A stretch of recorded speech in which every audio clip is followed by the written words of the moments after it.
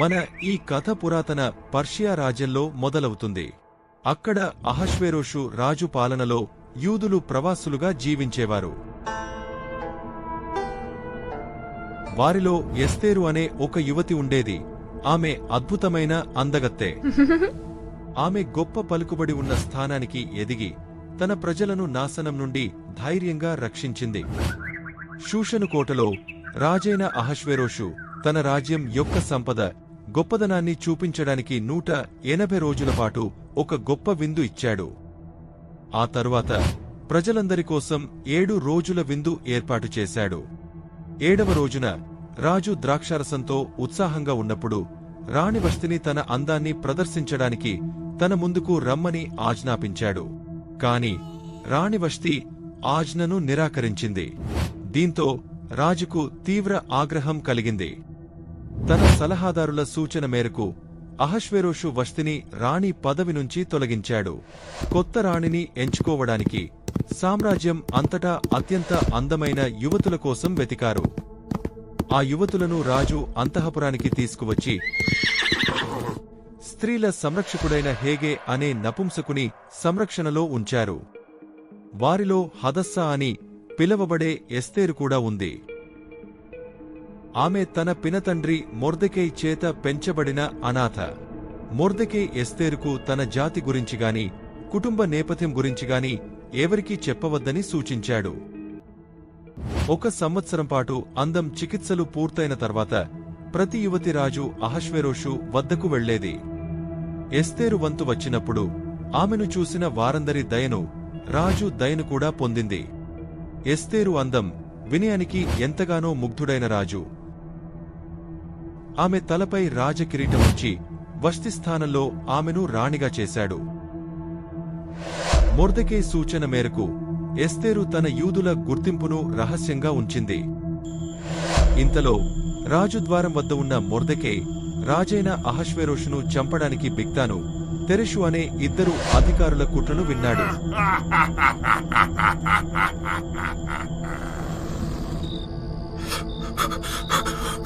Mordecai ఈ కుట్ర గురించి రాణి ఎస్తేరుకు చెప్పాడు.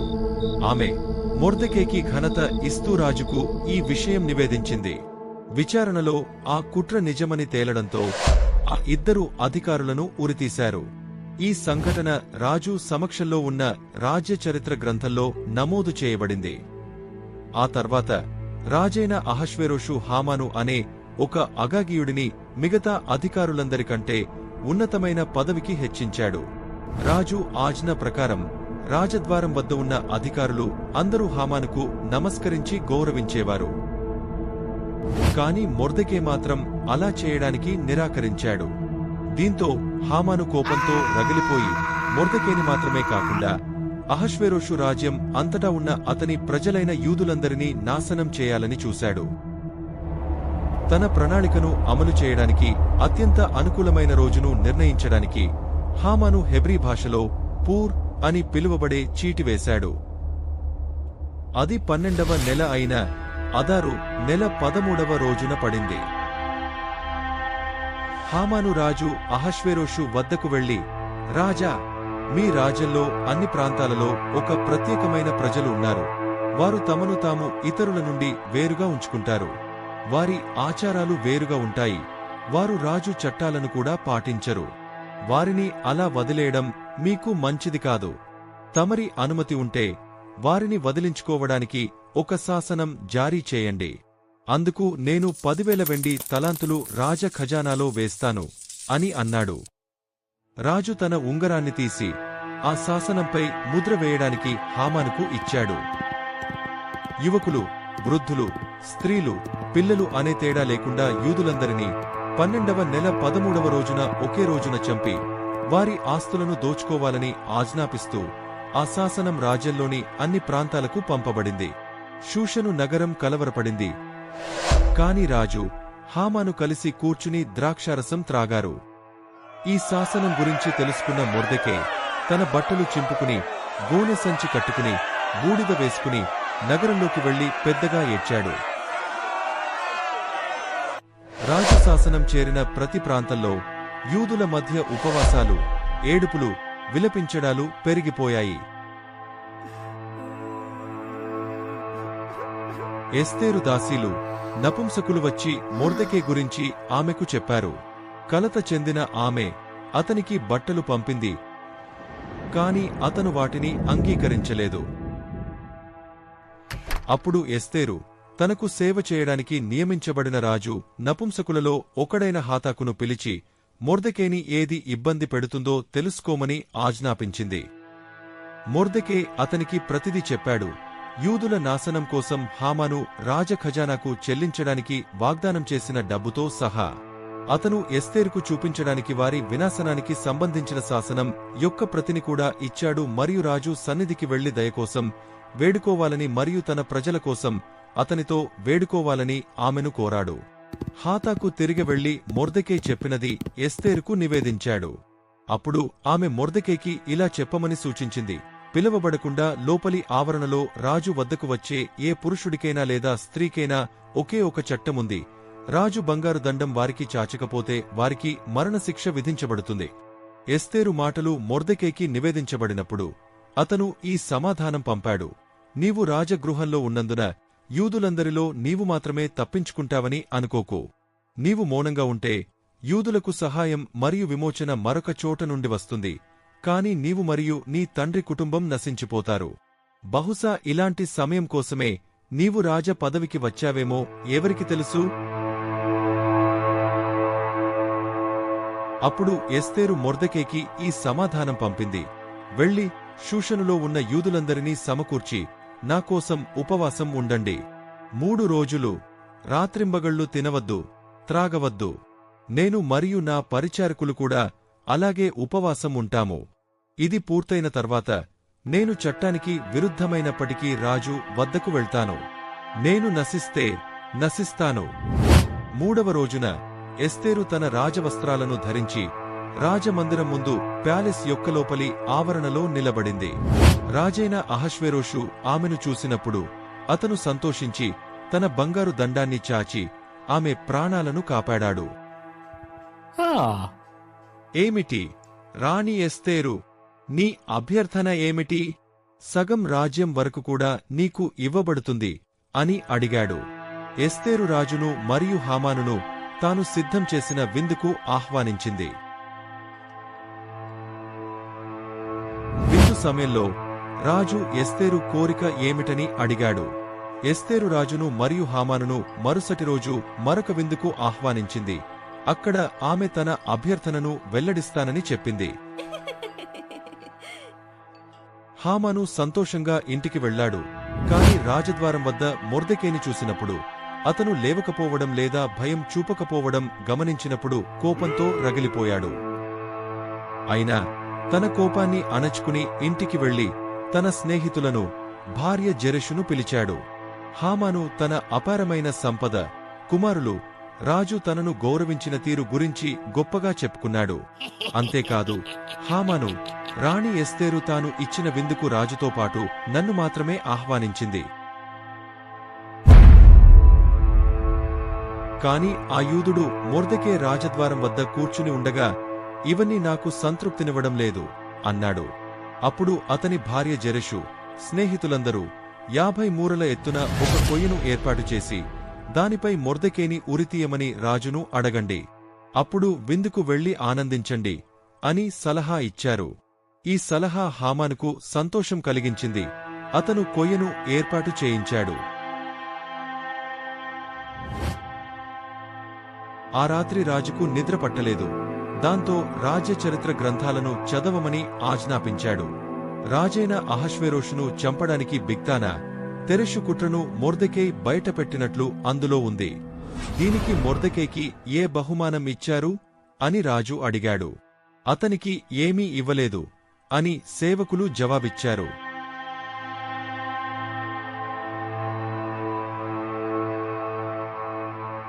మరుసటి ఉదయం మొర్దెకైని ఉరితీయమని అడగడానికి హామాను ఆవరణలోకి వచ్చాడు.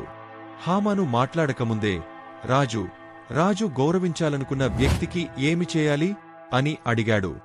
రాజు తన గురించే మాట్లాడుతున్నాడని భావించిన హామాను రాజు ధరించే రాజవస్త్రం, రాజు స్వారీ చేసే గుర్రం, రాజకిరీటం గురించి సూచించాడు.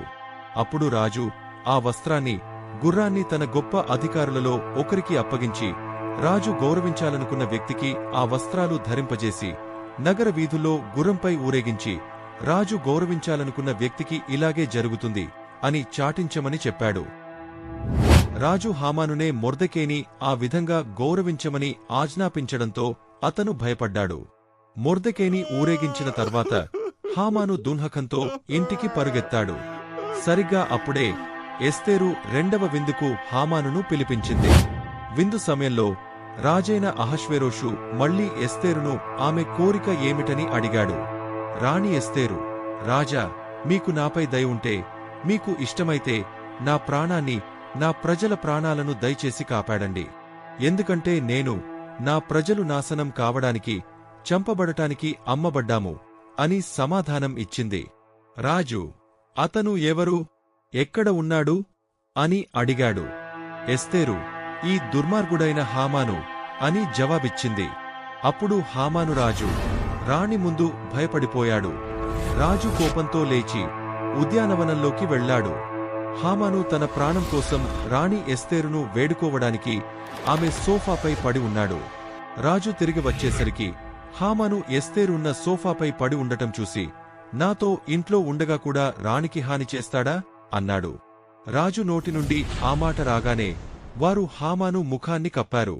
అప్పుడు నపుంసకులలో ఒకడైన హర్బోనా, హామాను తన ఇంటి వద్ద 50 మూరల ఎత్తున ఒక కొయ్యను మొర్దెకై కోసం ఏర్పాటు చేశాడు అన్నాడు. రాజు, అతడిని దానిపై ఉరితీయండి అని ఆజ్ఞాపించాడు. కాబట్టి వారు హామానును మొర్దెకై కోసం ఏర్పాటు చేసిన కొయ్యపైనే ఉరితీశారు. ఆ తర్వాత రాజు కోపం చల్లారింది. అదే రోజు రాజు జెర్క్సెస్ హామాను ఆస్తిని రాణి ఎస్తేరుకు ఇచ్చాడు. అప్పుడు మొర్దెకై రాజు సన్నిధిలోకి వచ్చాడు. ఎస్తేరు అతడు తనకు ఎలా బంధువో రాజుకు చెప్పింది. రాజు తన సిగ్నెట్ ఉంగరాన్ని, ముద్రిక తీసివేశాడు. ఆ ఉంగరాన్ని మొర్దెకైకి ఇచ్చాడు. ఎస్తేరు మొర్దెకైని హామాను ఆస్తిమీద అధిపతిగా నియమించింది. ఆ తర్వాత ఎస్తేరు మళ్లీ రాజును వేడుకుంది. ఆమె అతని పాదాలపై పడి ఏడుస్తూ హామాను కుట్రను, దుష్ట ప్రణాళికను అంతం చేయమని వేడుకుంది. రాజు ఆమెకు బంగారు దండాన్ని అందించాడు. దానిని అందుకుని ఆమె నిలబడింది. ఎస్తేరు, రాజుకు ఇది ఇష్టమైతే మరియు నేను అతని దృష్టిలో అనుకూలంగా ఉంటే, హామాను రూపొందించి రాసిన ఆదేశాలను రద్దు చేస్తూ ఒక శాసనం రాయాలి. అవి రాజ్యంలో ఉన్న యూదులందరినీ నాశనం చేయడానికి ఉద్దేశించినవి అని చెప్పింది. నా ప్రజలకు వస్తున్న విపత్తును నేను ఎలా చూడగలను అని ఆమె వాపోయింది. రాజు జెర్క్సెస్, హామాను యూదులపై దాడి చేశాడు కాబట్టి నేను అతడిని మరియు అతని ఆస్తిని ఎస్తేరుకు ఇచ్చాను. ఇప్పుడు మీకు మంచిదనిపించిన విధంగా యూదుల కోసం నా పేరు మీద మరొక శాసనం రాయండి మరియు దానిని నా ముద్రిక ఉంగరంతో ముద్రించండి. రాజు పేరు మీద వ్రాయబడి అతని ఉంగరంతో ముద్ర వేయబడిన ఏ పత్రమూ రద్దు చేయబడదు అని చెప్పాడు. అప్పుడు రాజకార్యదర్శులను వెంటనే పిలిచారు. వారు మొర్దెకై ఆదేశాల మేరకు రాజు పేరు మీద రాజు సిగ్నెట్ ఉంగరంతో ముద్రవేసి 127 ప్రాంతాలలోని యూదులకు, ప్రభువులకు మరియు అధికారులకు ఉత్తర్వులను రాసి గుర్రాలపై పంపించారు.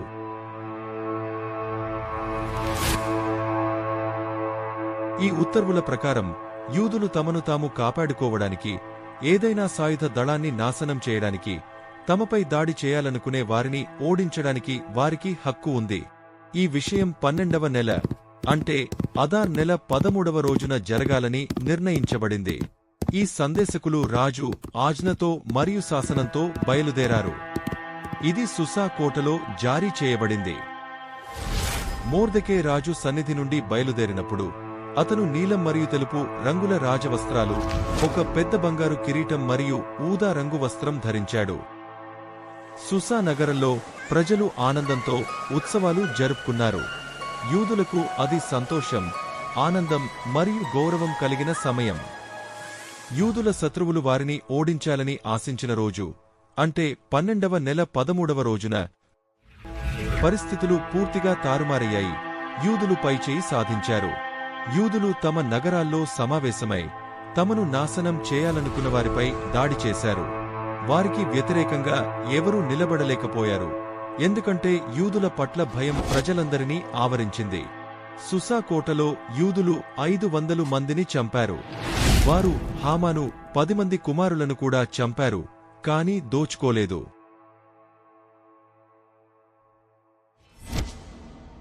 సుసా కోటలో చనిపోయిన వారి సంఖ్య అదే రోజు రాజుకు నివేదించబడింది.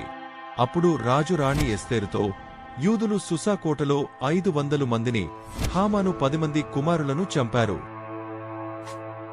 మిగతా రాజ్య ప్రాంతాల్లో వారు ఏమి చేసి ఉంటారో? ఇప్పుడు నీ కోరిక ఏమిటి? అది నీకు ఇవ్వబడుతుంది అని అన్నాడు. ఎస్తేరు, యూదులకు రేపు కూడా ఈ శాసనాన్ని అమలు చేయడానికి అనుమతి ఇవ్వండి, మరియు హామాను 10 మంది కుమారుల మృతదేహాలను కూడా వారి తండ్రిలాగే స్తంభాలపై ఉంచండి అని బదులిచ్చింది. రాజు ఆజ్ఞాపించడంతో అలాగే చేశారు. ఈలోగా రాజు రాజ్యంలోని మిగతా ప్రాంతాల్లో ఉన్న యూదులు కూడా తమను తాము రక్షించుకోవడానికి సమావేశమయ్యారు మరియు శత్రువుల నుండి ఉపశమనం పొందారు. వారు 75,000 మందిని చంపారు, కాని దోచుకోలేదు. ఇది అదార్ నెల 13వ రోజున జరిగింది. మరియు 14వ రోజున వారు విశ్రాంతి తీసుకుని దానిని విందు, ఆనందం కలిగిన రోజుగా జరుపుకున్నారు. మొర్దెకై ఈ సంఘటనలను నమోదు చేసి వాటిని రాజా జెర్క్సెస్ రాజ్యంలోని అన్ని ప్రాంతాలలోని యూదులకు లేఖల ద్వారా పంపించాడు. అదార్ నెల 14వ మరియు 15వ రోజులను ఏటా జరుపుకోవాలని, అవి యూదులకు శత్రువుల నుండి ఉపశమనం లభించిన రోజులుగా గుర్తించాలని అతను లేఖల్లో రాశాడు. ఈ రోజులను విందు, సంతోషం, ఒకరికొకరు ఆహార పదార్థాలను పంచుకోవడం మరియు పేదలకు బహుమతులు ఇవ్వడం ద్వారా జరుపుకోవాలని చెప్పాడు. మొర్దెకై రాసిన దానిని కొనసాగించడానికి యూదులు అంగీకరించారు.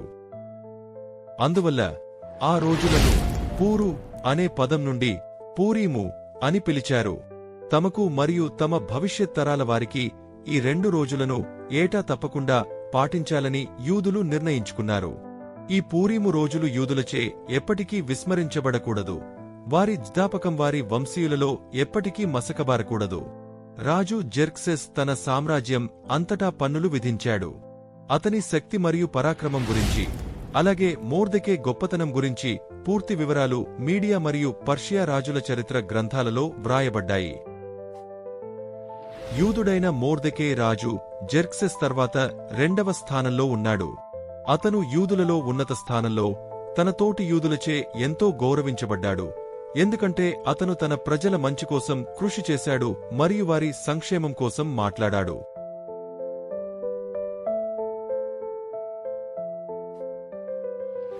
ఎస్తేరు జీవితం ధైర్యానికి మరియు విశ్వాసానికి గొప్ప జ్ఞాపిక.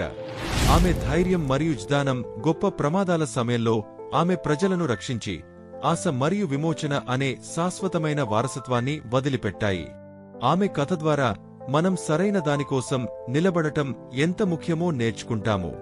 అలా చేయడం వల్ల మన ప్రాణాలకు ప్రమాదం ఉన్నప్పటికీ ఒక వ్యక్తి ధైర్యం ప్రపంచంపై ఎంత అద్భుతమైన ప్రభావాన్ని చూపుతుందో కూడా మనం నేర్చుకుంటాము.